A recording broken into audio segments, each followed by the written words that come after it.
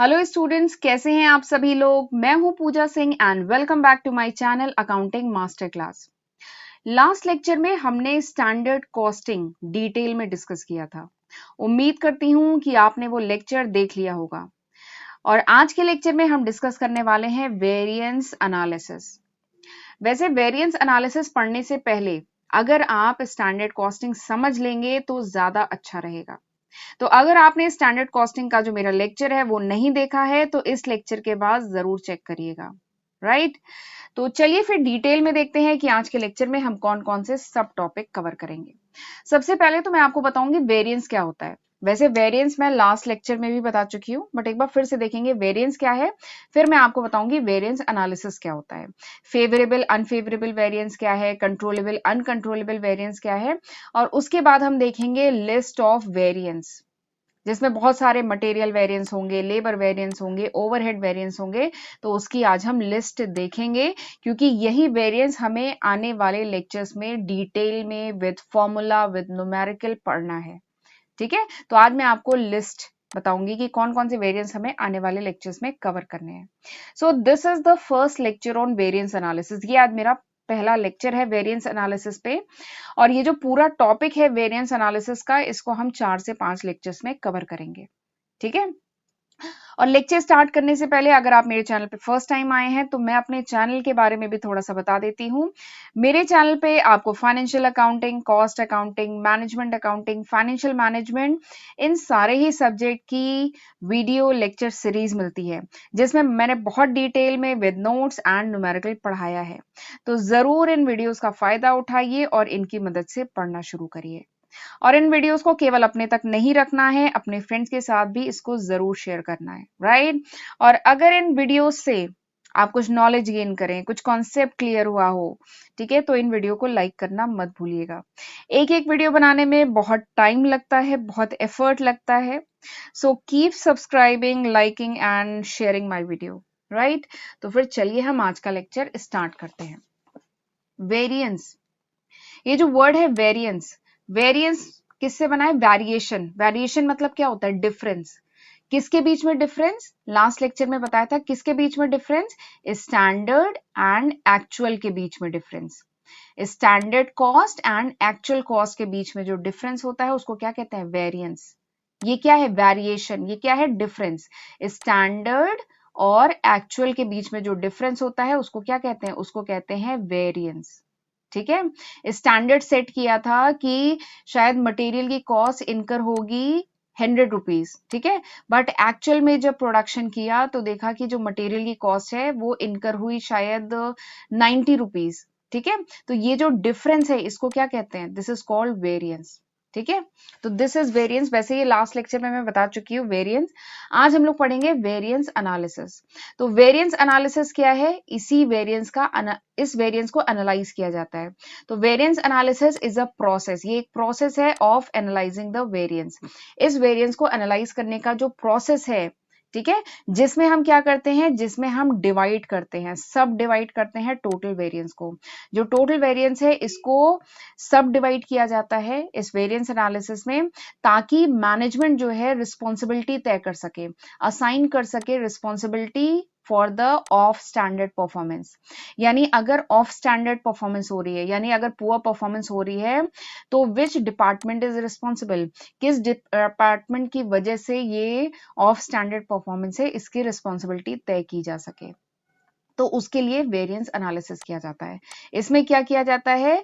सबसे पहले तो वेरिएंस फाइंड आउट किया जाता है और वेरिएंस को सब डिवाइड, जो टोटल वेरिएंस है इसको सब डिवाइड किया जाता है। ठीक है, तो दिस इज वेरिएंस एनालिसिस। या एक और डिफिनीशन है वेरिएंस एनालिसिस की कि दिस इज द प्रोसेस, ये एक प्रोसेस है जिसमें हम सबसे पहले कंप्यूट करते हैं द अमाउंट ऑफ वेरिएंस। जो वेरिएंस आ रहा है, जो डिफरेंस आ रहा है, किसके किसके बीच में? स्टैंडर्ड, ये देखिए लिखा है स्टैंडर्ड और एक्चुअल के बीच में जो डिफरेंस आ रहा है, सबसे पहले वेरिएंस को फाइंड आउट किया जाता है और फिर फाइंड आउट करने की कोशिश करते हैं कि what is the causes of variance. ये जो वेरिएंस आ रहा है इसका कारण क्या है? ठीक है, ये जो डिफरेंस आ रहा है स्टैंडर्ड और एक्चुअल के बीच में, इसका रीजन क्या है? ये फाइंड आउट किया जाता है वेरिएंस एनालिसिस में। ठीक है। एंड एक बहुत इंपॉर्टेंट एस्पेक्ट जो वेरिएंस एनालिसिस का है वो ये है कि वेरिएंस एनालिसिस में हम there is a requirement, there is a need to separate controllable and uncontrollable variance. जो कंट्रोलेबल और जो अनकंट्रोलेबल वेरिएंस है इनको हम सेपरेट करने की जरूरत है, ठीक है। क्योंकि जो कंट्रोलेबल वेरिएंस है, ठीक है, ये जो कंट्रोलेबल वेरिएंस है this will help the management.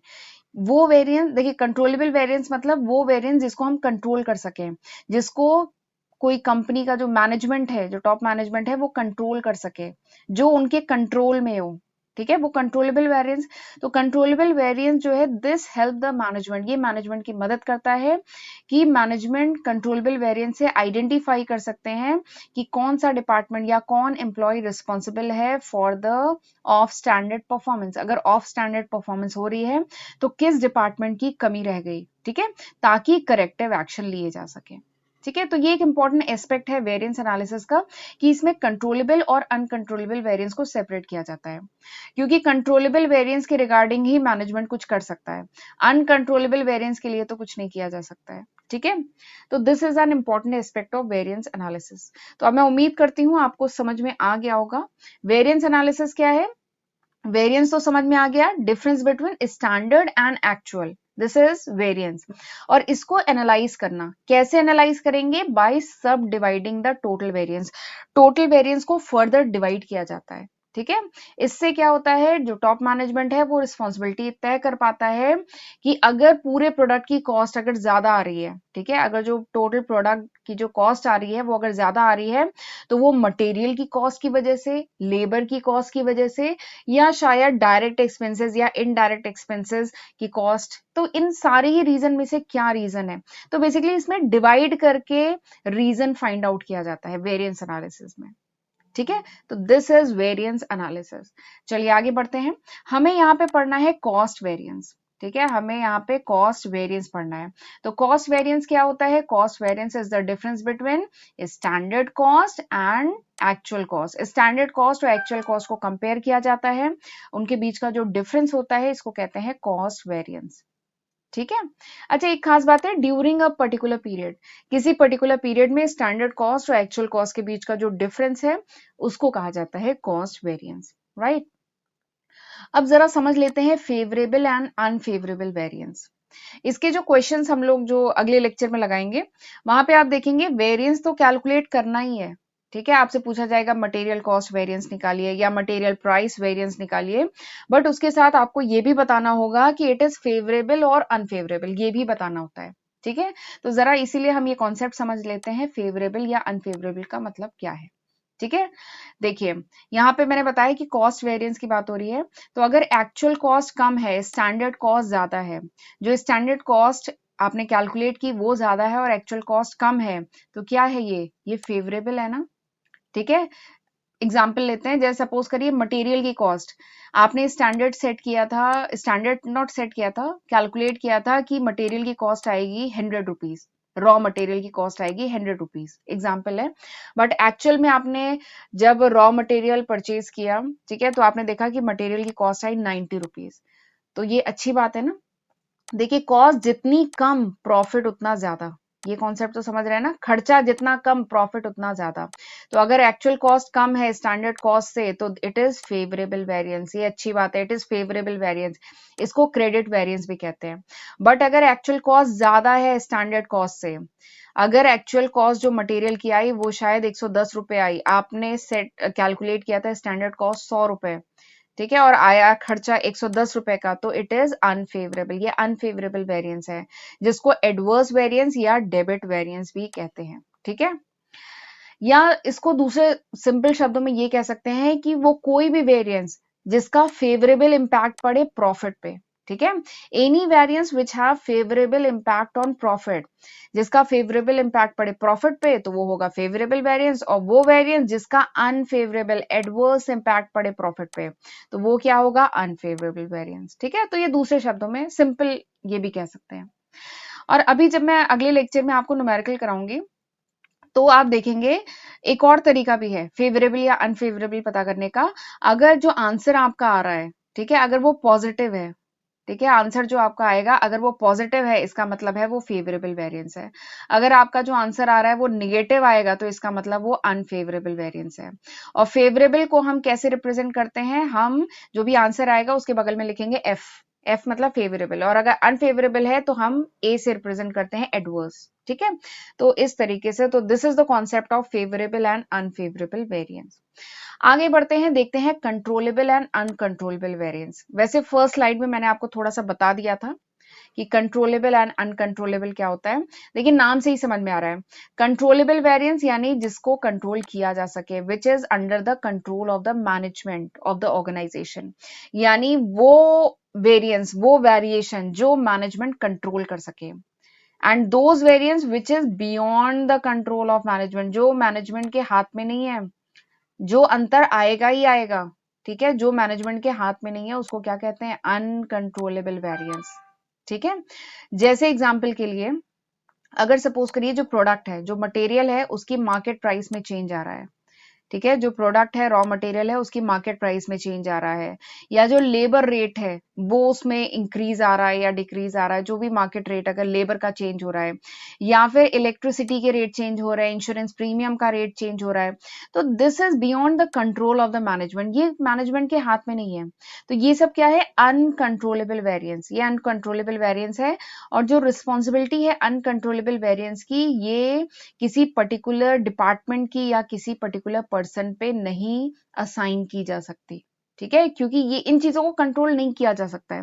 Raw material अगर महंगे हैं मार्केट में तो इसमें कंपनी का कोई दोष नहीं है। ठीक है, इसे नहीं कंट्रोल किया जा सकता, लेकिन एक दूसरे होते हैं कंट्रोलेबल वेरिएंस।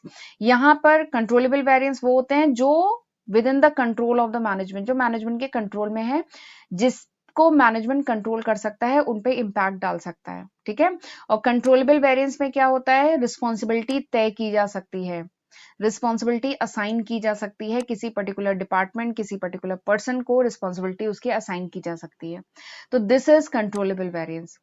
जैसे एग्जाम्पल के लिए सपोज करिए जो रॉ मटेरियल यूज हो रहा है, ठीक है, प्रोडक्शन हो रहा है, उसमें जो रॉ मटेरियल यूज हो रहा है, अगर वो एक्सेस रॉ मटेरियल यूज हो रहा है, बहुत ज्यादा रॉ मटेरियल यूज हो रहा है, तो ये किसकी रिस्पॉन्सिबिलिटी है, this is the responsibility of foreman. जो भी फोरमैन इन्वॉल्व है उस मैन्युफैक्चरिंग में, उसकी रिस्पॉन्सिबिलिटी है। ठीक है, वो एक्सेस मटेरियल यूज कर रहा है प्रोडक्शन में। ठीक है, बट तो यहाँ पे किसकी रिस्पॉन्सिबिलिटी हुई, फोरमैन की। ठीक है, लेकिन अगर ये एक्सेस मटेरियल इसलिए यूज हो रहा है क्योंकि मटेरियल डिफेक्टिव है, जो रॉ मटेरियल है वो डिफेक्टिव आ गया है, जिसकी वजह से ज्यादा मटेरियल कंज्यूम हो रहा है प्रोडक्शन में, तो ये रिस्पॉन्सिबिलिटी किसकी है, ये रिस्पॉन्सिबिलिटी है इंस्पेक्शन डिपार्टमेंट की। उसने जो रॉ मटेरियल आया उसका प्रॉपर इंस्पेक्शन नहीं किया, देखा नहीं कि product up to the standard है कि नहीं है, सही है कि नहीं, और एक्सेप्ट कर लिया। ठीक है, तो ये क्या है, ये जो वेरिएशन आ रहा है इसको कंट्रोल किया जा सकता है। यहां पर फोरमैन को कंट्रोल किया जा सकता है, ठीक है, और यहाँ पे इंस्पेक्शन डिपार्टमेंट को कंट्रोल करके इस टाइप के जो खर्चे हैं, जो मटेरियल यूजेज का जो खर्चा है, उसको कंट्रोल किया जा सकता है। तो this is controllable variance, right. तो this is the controllable and uncontrollable variance. चलिए आगे बढ़ते हैं, अब मैं आपको बताती हूँ कि डिफरेंट वेरिएंस जो आज के लेक्चर, जो आने वाले लेक्चर्स में हमें डिस्कस करने हैं। ये है ऊपर टोटल कॉस्ट वेरिएंस। ठीक है, टोटल कॉस्ट वेरिएंस मैंने बताया था, वेरिएंस एनालिसिस में क्या किया जाता है, वेरिएंस को एनालाइज किया जाता है बाय सब डिवाइडिंग द टोटल वेरिएंस। जो टोटल वेरिएंस है इसे सब डिवाइड किया जाता है। तो हम जानते हैं जो कॉस्ट है उसके 3 एलिमेंट्स होते हैं, कौन कौन से, मटेरियल, लेबर एंड ओवरहेड। ठीक है, तो उसी पे के बेसिस पे टोटल कॉस्ट वेरिएंस को भी फर्दर डिवाइड किया गया है। सबसे पहले हम पढ़ेंगे मटेरियल कॉस्ट वेरिएंस, इवन अगले लेक्चर में मैं आपको मटेरियल कॉस्ट वेरिएंस ही पढ़ाऊंगी। तो मटेरियल कॉस्ट वेरिएंस आता है, मटेरियल कॉस्ट वेरिएंस को फर्दर डिवाइड किया गया है material price variance and material usage variance, और मटेरियल यूजेज वेरिएंस को फर्दर डिवाइड किया गया है material mix variance and material yield variance. ठीक है, तो मटेरियल कॉस्ट वेरिएंस की अगर हम बात करें तो इसके अंडर में ये सारे वेरिएंस आते हैं। ठीक है, तो अगले लेक्चर में मैं आपको ये जो 5 वेरिएंस हैं ये पढ़ाऊंगी। फिर उसके बाद अगला आता है labour cost variance. Labour cost variance को फर्दर डिवाइड किया जा सकता है labour rate variance and labour efficiency variance. फिर इफिशिएंसी वेरिएंस को 3 कैटेगरी में डिवाइड किया जा सकता है labour mix variance, idle time variance और लेबर यील्ड वेरिएंस। ठीक है, तो लेबर कॉस्ट वेरिएंस के अंडर में ये सारे वेरिएंस आते हैं। फिर उसके बाद वाला जो लेक्चर होगा ना उसमें मैं आपको लेबर कॉस्ट वेरिएंस ये सारे वेरिएंस बताऊंगी। फिर जो तीसरा जो मेजर कैटेगरी है that is overhead cost variance. Overhead cost variance को 2 कैटेगरी में डिवाइड किया जाता है वेरिएबल ओवरहेड कॉस्ट वेरिएंस और fixed overhead cost variance. Variable overhead cost variance में दो आते हैं एक्सपेंडिचर या बजट वेरिएंस और दूसरा efficiency variance. Fixed overhead cost variance में दो आता है एक्सपेंडिचर या budget variance and volume variance. Volume variance को फर्दर डिवाइड किया जा सकता है efficiency, capacity and calendar variance. ठीक है, तो ये सारे ही वेरिएंस जो हैं ये आते हैं किसमें, ओवरहेड कॉस्ट वेरिएंस में। ठीक है, तो ये भी हम लोग आने वाले लेक्चर्स में पढ़ेंगे। ठीक, तो ये सारे वेरिएंस हैं जो हमें आने वाले लेक्चर्स में डिस्कस करने हैं। ठीक है, so this was just the introduction of variance analysis. ये केवल छोटा सा इंट्रोडक्शन था वेरिएंस एनालिसिस का। नेक्स्ट लेक्चर में हम पढ़ेंगे material cost variance, right, detail में विद न्यूमेरिकल। तो फिर मैं आज का लेक्चर यहीं पे वाइंड अप करती हूँ और मिलते हैं हम अगले लेक्चर में। ठीक है, तो तब तक अपना ध्यान रखिएगा। God bless you and see you in next lecture.